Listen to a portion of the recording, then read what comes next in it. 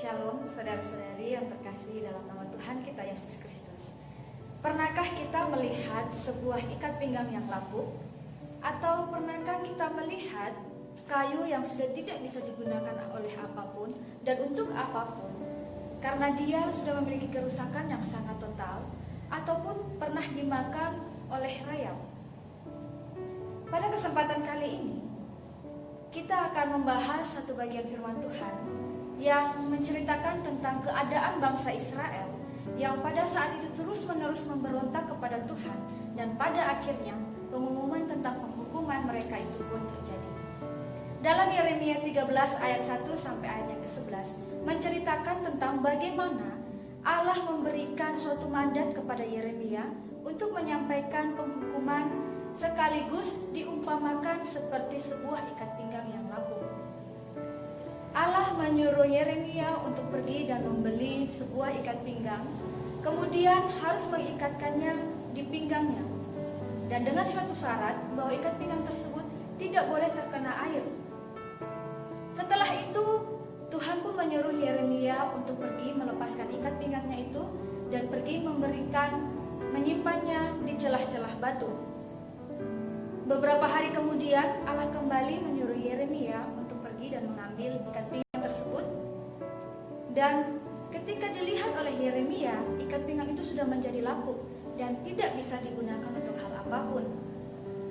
Kemudian Allah dengan tegas mengatakan bahwa ikat pinggang itu akan sama dengan kehidupan bangsa Israel.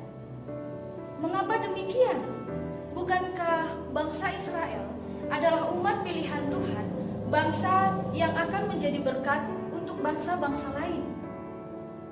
Hal ini terjadi oleh karena banyaknya nabi-nabi yang datang. Juga Tuhan mengutus para hakim datang kepada bangsa Israel, terus-menerus mengingatkan mereka untuk bertobat dan kembali kepada Tuhan. Tetapi karena kekerasan hati mereka, karena kedegilan hati mereka, pemberontakan mereka terus-menerus kepada Tuhan, akhirnya mereka pun menjadi umat yang sangat disayangkan. Dalam teks ini diceritakan bahwa Yeremia menyampaikan bahwa bangsa ini akan menjadi sama seperti ikat pinggang yang lapuk, yang pada akhirnya sekalipun mereka adalah umat yang sangat ternama, mereka adalah umat yang sangat dikasihi oleh Tuhan, tetapi tidak akan berguna dimanapun mereka berada. Pemberontakan kepada Tuhan hanya membuat kita tidak akan menjadi berguna di mana saja kita berada dan kapanpun kita berada. Saudara-saudaraku yang terkasih dalam Tuhan kita Yesus Kristus, dalam kehidupan kita bersama-sama dengan Tuhan menjalani kehidupan kita, pasti banyak hal yang akan kita lalui. Seringkali kita berkomitmen bahwa kita akan terus-menerus mendekatkan hidup kita kepada Tuhan, dan sama seperti sebuah ikat pinggang, kita akan terus melekat dengan Tuhan dan tidak akan pernah jauh daripada Tuhan. Apakah benar demikian? Ketika kita berada di suatu perkumpulan, kita ada di suatu komunitas, akan ada banyak pengaruh dalam kehidupan kita. Ketika kita melangkah untuk menjauhkan diri kita dari dosa dan keinginan kita untuk terus memberontak, ada saja yang terus datang dan membuat kita untuk jauh daripada Tuhan. Ada banyak orang di sekeliling kita datang dan terus menegur kita, membuat kita kembali sadar bahwa kita telah jauh daripada Tuhan. Hal itu sangatlah benar. Ketika kita sudah memiliki komitmen untuk melekat pada Tuhan, seharusnya kita terus-menerus hidup bergantung hanya kepada Tuhan.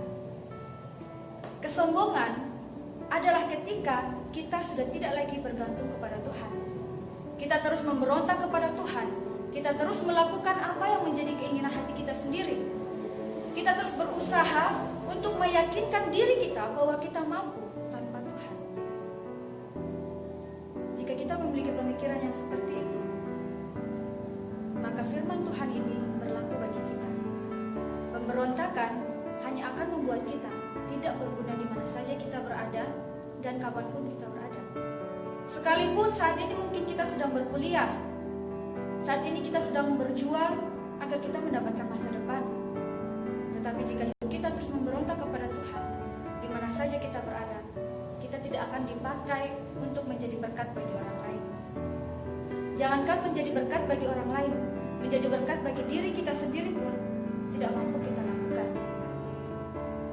Saudara-saudari yang dikasihi oleh Tuhan kita Yesus Kristus, Tuhan memiliki rencana bagi kita yang sangat-sangat indah.